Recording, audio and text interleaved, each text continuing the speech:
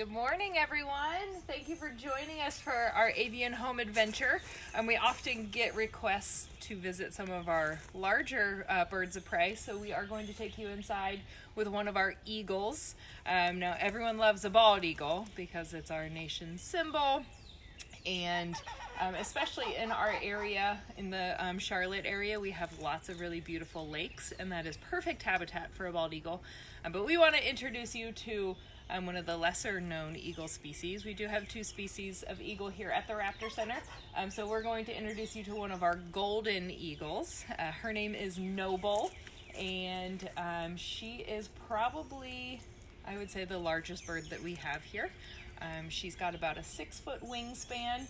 She weighs in, depending on the season, between 11 and 12 pounds. So what we'll do is I'm going to give her her food today. She is eating a whole rat. So this is about a half a pound of food for her. And we do give her the whole rat. This allows her to kind of use those,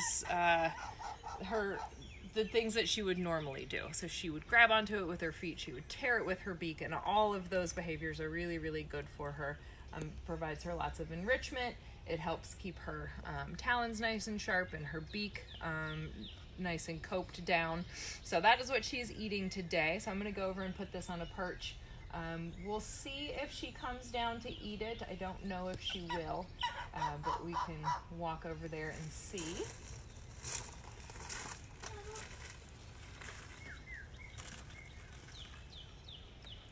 I'll just leave it there for her. So the golden eagle is not our nation symbol, but it is actually Mexico's national symbol. And they get the name the golden eagle. You might be able to see it on the video. They have those beautiful golden feathers on the back of their head, and that's how they get that name. She also has really, really big giant feet, and their talons can actually grow up to be about 3 inches long. And those feet have a grip strength of about 400 pounds per square inch, which is about 10 times stronger than a human hand. So that's really, really incredible. It allows them, let's see if she comes over and eats. It'll give you a good opportunity to see her feet. We're giving her a little bit of distance. That's why we're kind of far back from her. There's 2 of us in the enclosure with her. Which can be a little bit alarming for our birds. It's typically just one person that comes in at a time, so when there's 2, they can be a little on edge. So that's why we're standing back and giving her space to see if she'll come down and eat for you guys. But anyway, so they have those really big giant feet, really strong feet, long sharp talons. So these birds are found in the entire northern hemisphere, so they're not really found in our area, but they are found up north.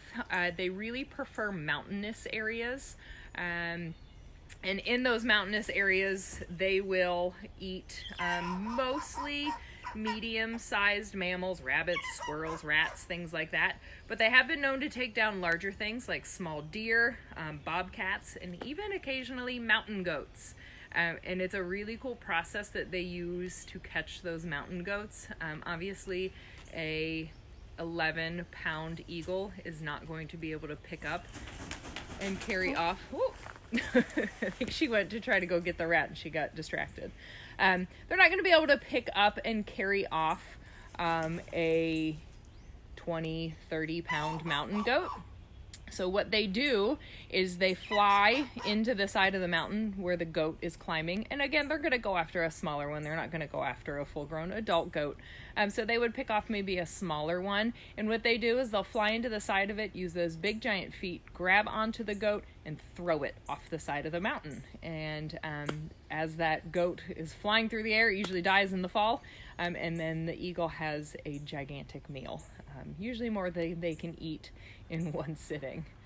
So she has come a little bit closer. Let's see if she's interested in her rat. So Nobyl is 9 years old, which is quite young for an eagle. Typical lifespan for one of these birds is going to be about 15 to 20 years. Now, when they live with us, a lot of times we can sometimes double what their life expectancy could be. So she could be here with us for 30 years, and we're hoping that she is. So she has been here with us for about 7 of those 9 years. And it might be hard to tell, but she is missing one of her eyes. So she actually came in and she had a severe injury to that eye, and our vet had to eviscerate it or take it out. So that is why she is here with us, because golden eagles really, really rely on their eyesight to find their food. They have incredible eyesight. They could see something the size of a rabbit from 100, 200 yards away from them. So their eyesight is really, really important to them. Along with having incredible eyesight, they also have a really interesting adaptation above their eyes. They have something called a supraorbital ridge, which is big fancy science words for bone over eye. So they basically have a built-in sun visor over the top of each one of their eyes. It's a bone that sticks out just far enough so it acts like a visor, protecting their eyes from the sun, because when they're flying around looking for their prey, they obviously don't have sunglasses or hats to put on, but they can't afford to squint their eyes or sit under cover to keep their eyes protected. So they've got that orbital ridge to keep their eyes protected from the sun. I'll take a few steps back. If you guys have any questions about her, please feel free to ask. This is North America's largest bird of prey. And again, you would have to go up north and out west really to see these birds in their natural habitat. That's a good shot of her. She's yelling at us. Hello. I got a question. Huh? Does her eye issue affect how she flies? She has had that eye issue for most of the time that she's been here, so she has adapted fairly well to it, much like there are humans that, tragically lose eyes, and they adapt really well to it. It does take some adjusting with your depth perception and things like that, but no, she has no, that we've seen, she has no effects from not having that eye. We have a comment that says she doesn't look too interested in her meal, and you would be correct. Yes. Our birds here are very, very well fed, to say the least. So she gets a full meal like this every single day. So she has the opportunity here to be as picky as she wants, essentially.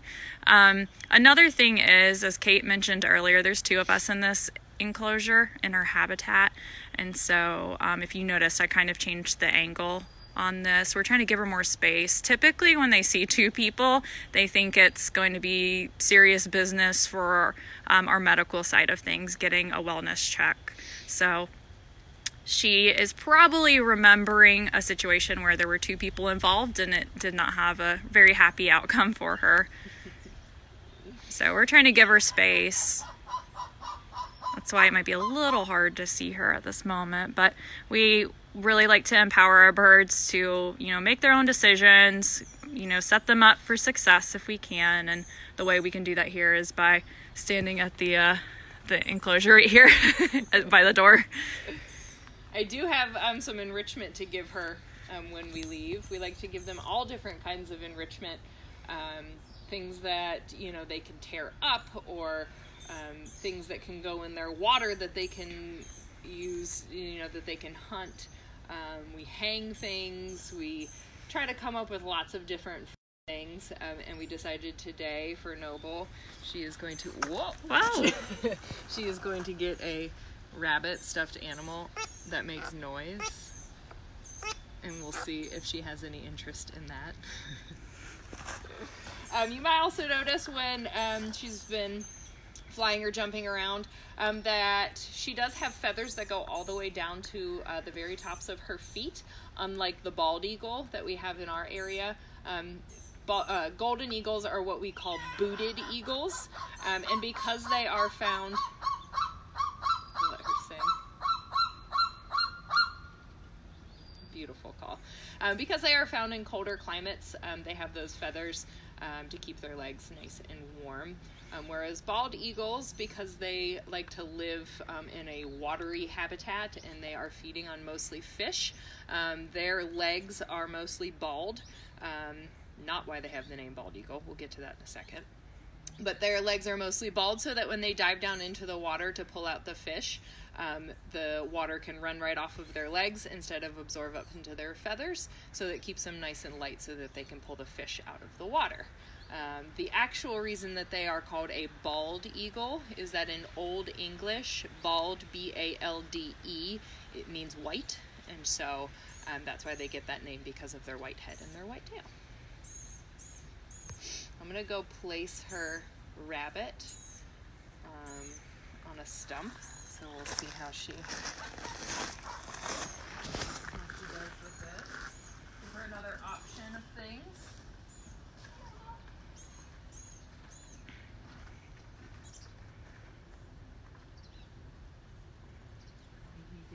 Yep. We have a question. What is her favorite meal? She seems to like a lot of rodent, which is not surprising because that's what they would eat a lot of in the wild. We do give them chicken a couple times a week. It's a really good, different kind of nutrition for them, and she does eat that. I don't know if we've ever given her quail, which is another, we do give them every once in a while squirrel, especially for these guys, because that is something that would be in their natural diet, and I think she likes squirrel a lot. Did you say rabbit? Rabbit, yes. She's not really picky. Do you normally pair birds with particular keepers? Yes, that's a good question. So we have over 90 birds at our center, half of which we use for educational programs. Oh, she's going in for the rat. She's doing it. Oh.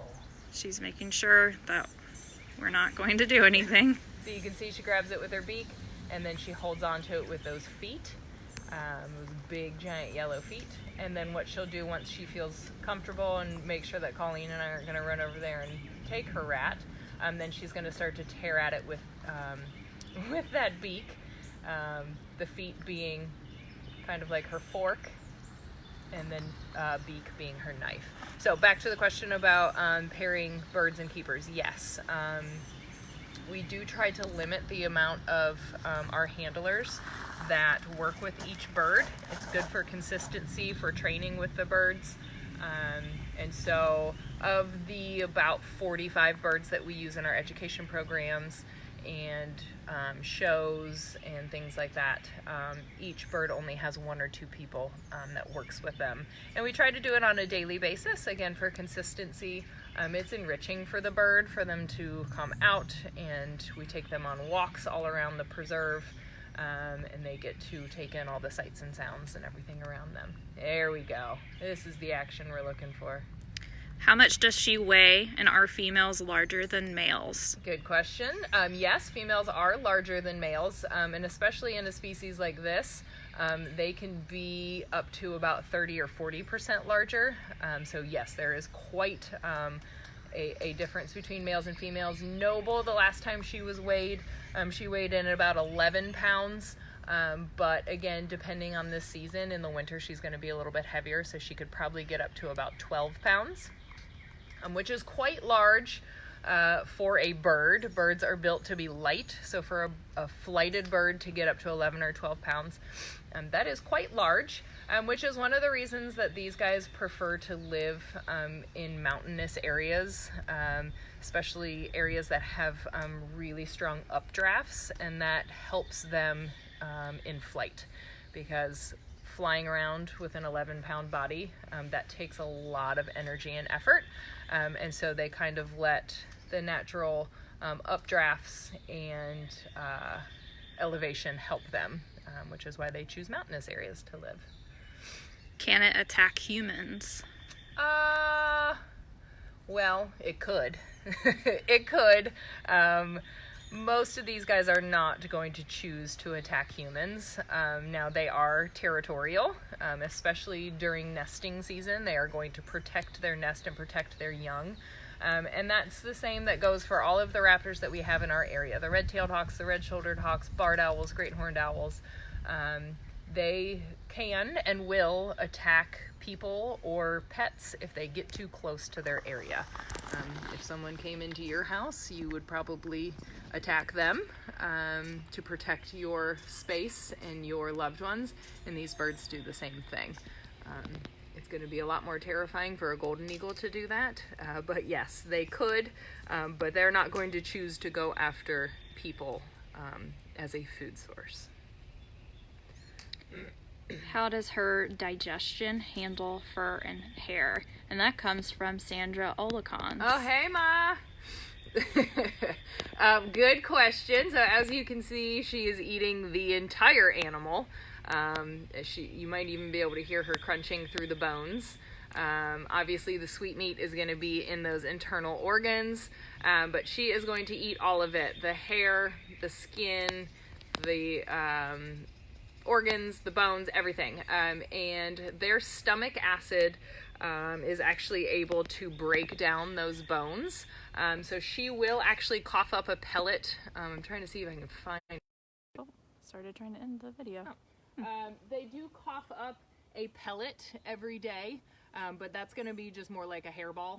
It's going to have all of the fur from the animal they ate the previous day because they can't really digest the hair. So they will spit that up. And owls cough up a pellet as well, but their stomach acid isn't as strong as the rest of these guys, and so they actually cough up the bones with it. She is now having some rat spaghetti, which is the internal organs. Viewer discretion advised. Hopefully this is coming through in the video because it's fabulous.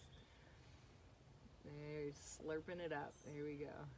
Some other comments. Time for lunch. Yeah. You're right, Jim. And wow, what a beautiful bird. Thanks, guys, for doing these. Yeah, she is quite impressive. Oh, all right. Well. So, as you can see, she ate what she wanted, just threw the rest on the ground. She'll probably go back to it later, but as you can see, our birds are very well fed. She took a few bites of what she wanted, and she's going to move on to something else. She looked at the rabbit. Yeah, she's looked at it a couple of times. Let's see if she goes after it. She's looking at it. She left a nice gut hanging from the... So I was just going to say, so this behavior that she's doing right now, that's what we call feaking, F-E-A-K. And that is kind of equivalent to us wiping our mouth at the end of a meal. That is a good way for us to tell that our birds are satiated, especially if we are training with our birds. It's kind of hard to tell. It's not like they can stop and say, all right, I'm done, I've had enough to eat. But if our birds start doing behaviors like that, like feaking or visually digesting their food, that's when we know that they are satiated and that perhaps the training session has ended. So when we see our birds do things like that, when we're not working with them, we know that she's had her fill right now. If I were her, rat spaghetti would be delicious. That's pretty good. We have a competition with our volunteers and our staff, and I would probably nominate Jim Warren, our Big Bird, our executive director, as the winner of this competition of bringing in roadkill, specifically squirrels, for our birds to eat. You will often see Jim Warren pulled over to the side of the road, running into the road like a crazy man, grabbing onto dead squirrels and bringing them in for our birds, and they love them. They thank him.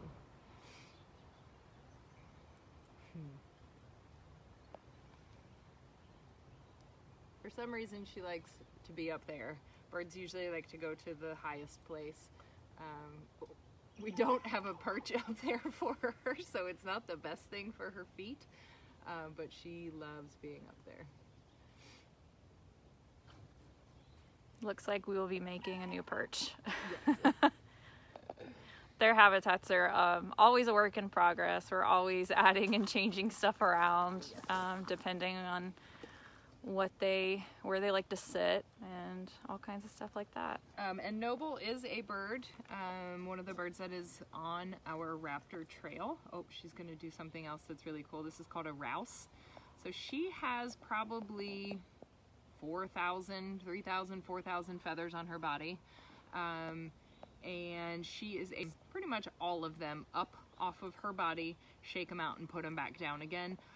For us, that's a really good sign. That means that she's comfortable. So even though she's doing a lot of flying around and vocalizing, the fact that she just roused or put all of her feathers up and put it back down again, that's a sign that she's comfortable, which is good to know that she's okay with the both of us being in here. All right, just a couple other questions, and then I guess we'll wrap up, guys. So what's the wingspan on a bird like her? For these guys, it's gonna be between 6 and 7 feet. It's kind of, we've never really measured our birds' wingspans before, but I would say for a bird her size, it's gonna be at least 6 feet from end to end. And then will they eat rotten roadkill? So they will scavenge. You know, if these guys get hungry enough and food is scarce enough, they most certainly will eat carrion. They will scavenge. Also, because they are such large birds, they can and will steal food from other animals, because not much is going to be able to fight off an adult golden eagle. So things like lead ammunition can be a real problem for these birds if they're scavenging on an animal that's been killed with lead bullets, and those bullets are still in the body of the animal and they ingest that. It can cause lead poisoning for these guys, which can be really bad. So we always highly suggest that if possible, hunters switch to copper ammunition, and if they field dress their kills, to make sure that they take all of the bits and pieces, all the entrails out with them, so that scavengers like the golden eagle or the bald eagle don't get affected by what's left behind. Another big thing that can happen with a bird this size is electrocution, and that is because if they are standing on power lines or the poles, they are so large that their feet and their wings can actually touch 2 power lines at the same time, which creates a circuit through their body, which causes electrocution. The good news is that power companies have realized this, and they've started building kind of raptor-friendly power poles to help protect these guys. Well, thank you guys for joining us. If you have further questions, if you're watching this later on, make sure that you write them in the comments, and we will answer those as the day goes on. Thank you to those of you who have donated. We really appreciate it. It helps buy those rats for Nobyl here and keep her very well fed. And tune in tomorrow for our next avian home adventure.